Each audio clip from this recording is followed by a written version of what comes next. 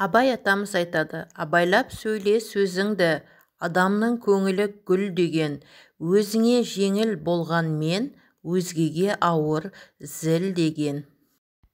Арпалысып жүріп алған абырой, өмірдің ең шырын рахаты.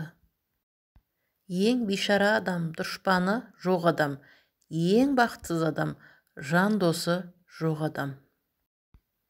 Қолыңда барда адамсың, қолыңда жоқта жамансың, қолыңнан келмей қалғанда шашылып қалған сабансың, денсаулық болса амансың, бәріне бірдей жағарсың, денсаулық сенен кеткенде ешкімсіз жалғыз қаларсың.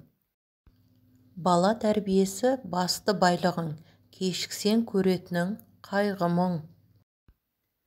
Дауласып жеңсең тілге мықтылығың, дауласпай жеңсең дінге мықтылығың.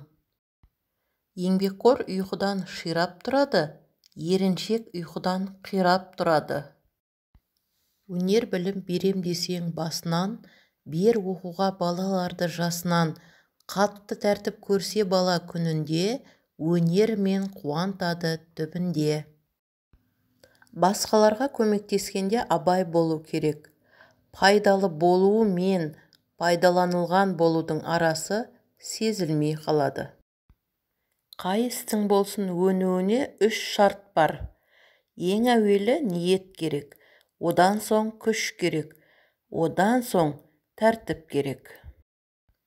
Ақылды арын қорғайды, сараң малын қорғайды. Адамның ісі қандай болса, өзі де сондай. Құрметті оқырмандар, каналымның дамуына өз үлестеріңізді қосып, каналыма тіркеліп кетуді ұмытпаңыздар.